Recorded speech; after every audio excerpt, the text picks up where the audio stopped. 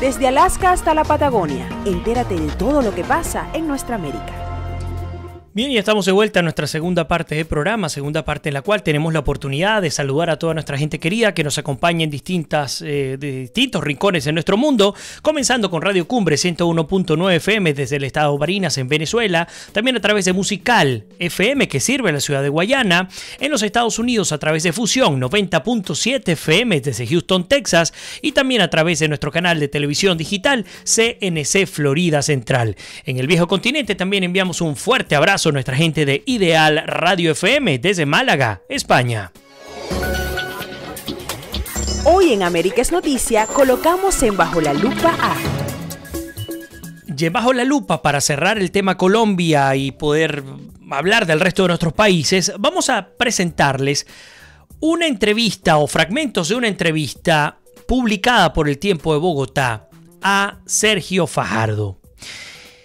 Una entrevista además que toma especial importancia entendiendo que Fajardo llegó prácticamente empatado en la primera vuelta con más de 4.5 millones de votantes a estar allí a punto de cruzar la brecha y quedar en la segunda vuelta junto a Duque. Sergio Fajardo, candidato de la coalición Colombia, obtuvo 5.589.696 votos en la primera vuelta presidencial del pasado domingo. Estos se han convertido en un botín para las dos campañas que se disputarán el poder en la segunda vuelta. En diálogo con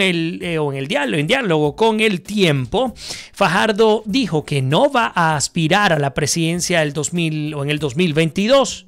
Y que la coalición Colombia decidirá su apoyo tras las consultas en el Polo y en la Alianza Verde. La primera pregunta que le hace el equipo del Tiempo tiene que ver con el mensaje que les manda a los millones de colombianos que confiaron en Fajardo. Es una palabra muy sencilla, gracias. Fue un orgullo para mí representar cerca de 4.600.000 votos con una política hecha de una forma diferente. Toda la gente fue convocada alrededor de unos principios, una forma de la Colombia que queremos. Mi gratitud es inmensa, es un orgullo muy grande, pero al mismo tiempo siento tristeza porque nos faltó muy poco para pasar a la segunda vuelta. Y si pasábamos a la segunda vuelta, le ganábamos a Iván Duque. Declaraciones al diario El Tiempo de Sergio Fajardo. Recordemos, por cierto, algo que no les comenté en la primera parte. Dentro de esa intención de acercarse al centro, tanto Duque, por parte de Duque y de Petro, Duque ha elogiado el plan educativo de Fajardo e incluso algunos rumores indicarían que podría estar de alguna manera acercándose a Fajardo con miras en un posible ministro de Educación. Bueno, algo por supuesto adelantado, sí, pero ya lo ha hablado abiertamente el tema del elogio a Fajardo dentro de su campaña de gobierno en el campo educativo. Bueno, fíjense que también le preguntaron si amaneció con nostalgia al haber sido tan estrecho el margen por el que hubiese pasado la segunda vuelta. Él dice: estoy muy cansado, triste y al mismo tiempo orgulloso, y esa es una mezcla que uno siente pocas veces en la vida. Yo siento que nosotros hicimos todo lo que pudimos y hasta más, pero así es la vida, así es la democracia. Nosotros no vamos a pedir reconteo, ese es el resultado y lo vamos a respetar. Luego le pregunta el diario El Tiempo, el equipo del diario El Tiempo, al ex ya candidato Sergio Fajardo: ¿usted va a apoyar a alguno de los candidatos que pasaron a la segunda vuelta o no? Y esto tiene que ver con lo que ha comentado Milton Valderrama. Yo fui candidato por la coalición Colombia. Nosotros tenemos que sentarnos a discutir porque yo no llegué allá solo, sino que fui parte de una coalición. En este momento ellos están en consultas en sus partidos. Yo me imagino que son discusiones muy difíciles y después que pasen por esas reuniones nos sentaremos a discutir. ¿Usted es líder de la coalición? ¿Cree que hay que dejar en libertad a los seguidores o apoyar a un candidato? Insiste el periodista. Va a ser muy difícil la discusión que va a ocurrir en el interior de los partidos. Yo siempre he tenido un principio base: nadie tiene que estar donde no quiere. Yo creo que el próximo periodo presidencial va a ser el más difícil de la historia porque esta es la primera vez que hay una división interna en Colombia. Antes, en épocas del narcotráfico y demás, estábamos todos detrás del gobierno nacional. si continuamos con esa polarización, no auguro buenas cosas para nuestro país. Un mensaje importantísimo que transmite Sergio Fajardo en esta entrevista para El Tiempo de Bogotá. Le preguntan cómo ven la segunda vuelta al candidato Fajardo. Dice, yo creo, pero espero estar equivocado, que vamos a ver una campaña de mucha agresividad. Va a ser horrible y me preocupa porque quien quede de presidente tiene que hacer un esfuerzo para unir a Colombia. Yo he recorrido calles en contacto directo con las personas y no hay duda de que el país tiene muchas heridas y creo que desde Bogotá no se alcanza a dimensionar. Colombia necesita un liderazgo que le permita cerrar esas heridas. Eso es lo que está en juego. Insisto, una entrevista publicada por El Tiempo de Colombia. Interesante el fragmento, se los hemos compartido, esta entrevista a Sergio Fajardo. ¿Qué ocurrirá en Colombia? Pues está por definirse. Hasta ahora, en términos numéricos, la ventaja de Duque sobre Petro es lo suficientemente holgada como para pensar que las probabilidades dan como ganador a Iván Duque.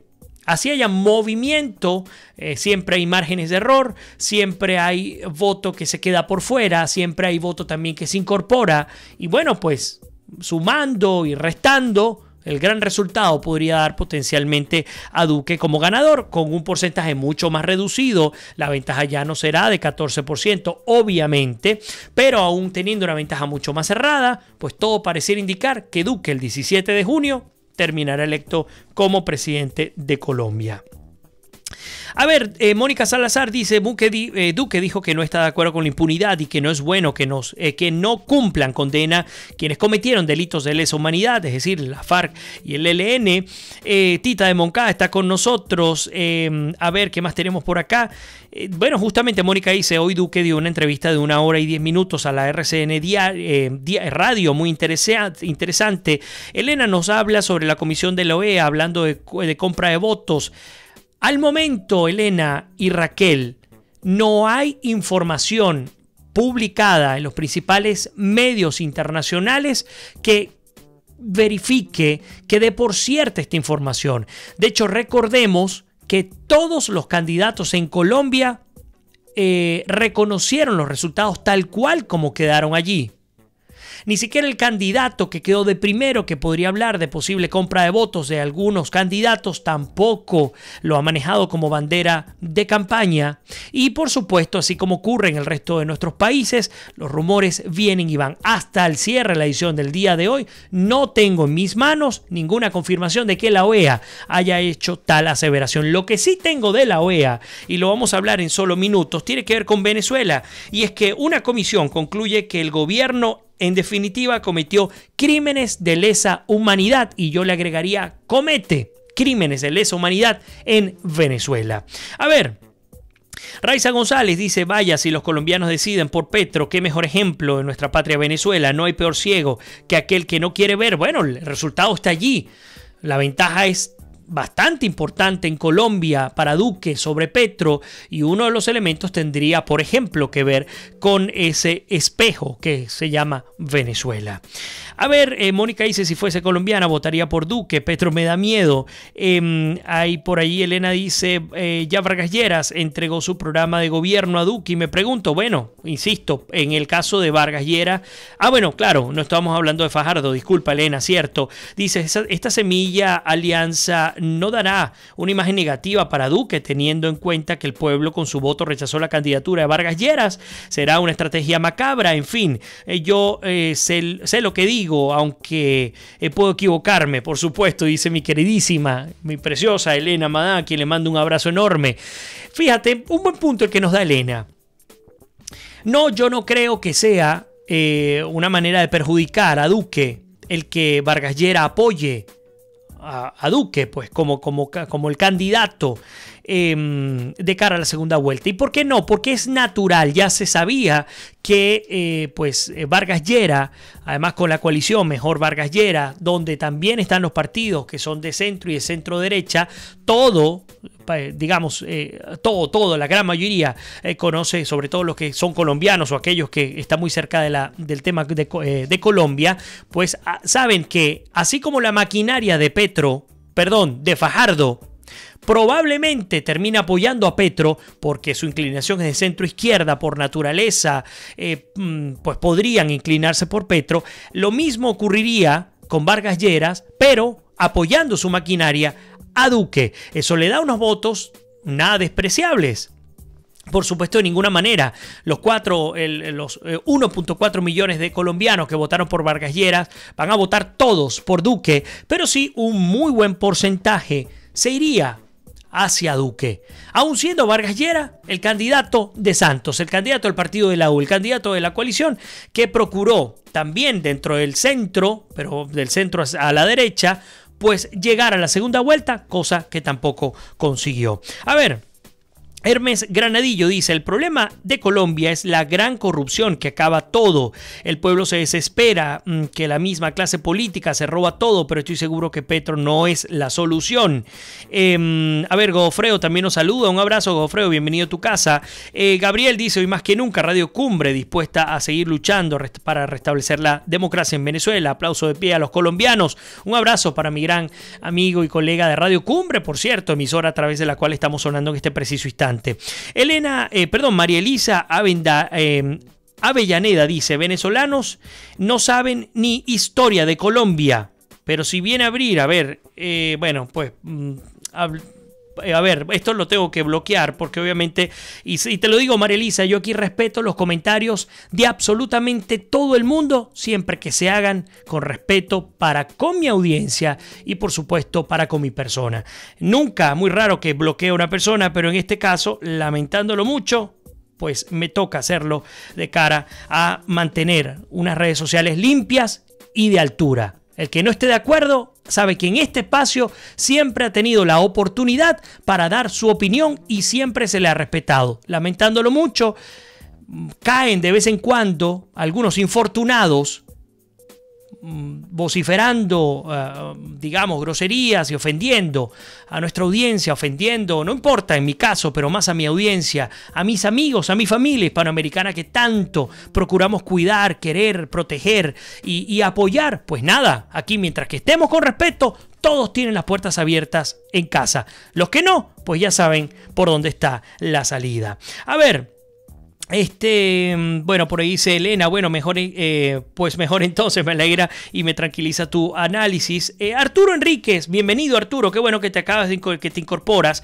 Dice: dato adicional, un grupo de ciudadanos está haciendo una campaña para recoger dinero para ayudar a pagar la deuda con la que quedó el candidato Humberto de la Calle. Buen dato, como siempre. Ayer también disfrutamos mucho de los comentarios de Arturo Enríquez. Te agradezco además todo lo que quieras aportar de cara no solo a Colombia, sino también a nuestro continente. Violeta Guerrero también nos saluda, bienvenida a tu casa. A ver, por ahí Orlando Fuenmayor dice: Vladimir, comenta un poco lo que vivimos los venezolanos que vivimos en Colombia y somos atacados. Creer que porque creen que votaremos por Duque. Por cierto, que no puedo votar, estoy parafraseando lo que dice Orlando, por opinar acerca del proceso electoral. Existe un resentimiento creciente ante Uribe que quizás no cuaje en estas elecciones, pero mucho ojo para las próximas. Pues sí, Orlando, pero no es que no cuaje. Digamos, Uribe tiene cualquier cantidad de detractores, eso no se puede negar.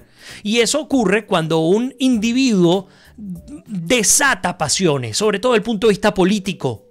Es natural que aquel gran personaje, sin pretender catalogar de bueno o malo, porque hay grandes personajes buenos y malos, bueno, se ubican, se posicionan en la palestra política, este tipo de cosas ocurren. Y por supuesto, el vernos a nosotros, a los venezolanos en Colombia, y esto no creo que sea en general, los colombianos son nuestros hermanos, los colombianos nos han abierto las puertas, es el país que mayor migración venezolana ha recibido, es un país que ha recibido además una migración profundamente golpeada. Y pues la ha cobijado en su seno, así como ocurrió años atrás en Venezuela. Ahora sí, hay un cierto grupo de colombianos que están allí recelosos porque asumen que Duque pudiese representar un ala radical de la derecha, cosa que pareciera estar lejos de la realidad, si me permiten el comentario. Porque además, el propio Santos, que llevó adelante, por ejemplo, el acuerdo de paz, llegó bajo el paraguas de Uribe. Uribe además es el colombiano más votado en la historia, por ejemplo, el Senado, con más de 800.000 votos. Y además fue el colombiano más votado en una sola vuelta. En el 2012 llevó 53% de los votos. Y ese respeto se ha mantenido durante el tiempo. Pero con el respeto y el cariño también vienen los detractores. Y es natural y es parte de la democracia. No lo veamos como malo. Eso es natural. Ahora, el problema está, y ahí está la preocupación, en la polarización que se vaya del terreno político de los candidatos al terreno social, lo que ocurrió por ejemplo en Venezuela, y cómo esa polarización como tejido, mejor dicho, y cómo esa polarización destruyó el tejido social venezolano. Y fue una polarización que arrancó con el tema político. Por eso es que se tienen que despolarizar los candidatos, no solamente para ganar la segunda vuelta, sino para poder gobernar en Colombia, si no se hace ingobernable el país. Por eso es que es fundamental tratar de separarse de esos extremos que estén allí llevándonos a la división de nuestros países. A ver, incorporo nuevos comentarios. Ivonne Aristigueta por ahí se ganó mis respetos. Así mucho. Bueno, gracias Ivonne. Un honor tenerte acá en tu casa. Aquí todos son bienvenidos. Siempre ha sido así. No solo con Colombia. Nos ha tocado en 3 años hablar de todo el continente y un poquito más allá. Y de vez en cuando ocurren este tipo de cosas. Es muy raro. Siempre se conecta gente muy querida. Pero bueno, no importa. Todos son bienvenidos siempre que estén con respeto. Por ahí mi querida Elena dice: bravo, nuestro Vladimir. Totalmente por ahí se me fue. De acuerdo con tu decisión. Bueno, Hermes Granadillo dice: típico, bueno, hablando por ejemplo lo que ocurrió hace minutos. Beatriz Wasserman dice: esas generalizaciones prejuiciosas hacen mucho daño. Eso es correcto, terrible los insultos de esa persona. Bueno, hablando de la decisión que tomé al aire, pues en caliente, como suele ocurrir. A ver, continúo. Elena dice, bueno, hablando pues justamente de lo que ocurrió hace minutos. Sigo adelante para no quedarnos solamente anclados en el asunto del impasse que se presentó el programa. Bueno, a ver, vamos a dejar a Colombia un rato, la dejamos reposar, mañana nuevamente continuamos con Colombia. Vámonos a Nicaragua. En Nicaragua las cosas están sumamente complicadas. Y cuando hablo de sumamente complicadas, hablo de muertos, de presos políticos, de heridos, de desaparecidos, de ejecuciones extrajudiciales bajo el consentimiento de Daniel Ortega, del régimen de Daniel Ortega. Las cosas no se calman, las aguas, la tempestad no se ha calmado en Nicaragua. ¿Y cómo va a calmarse? Hay más de... por ahí Arsenia dice: y yo, a ver qué pasó, que no te incorporé. Se me fue alguien por allí.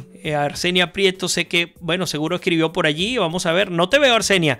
No sé qué puede estar pasando con los mensajes, pero bueno, si me colocas de nuevo lo que colocaste, seguro, lo que escribiste, seguro lo voy a poder leer. Bueno, lo que les digo, más de 75 muertos ya.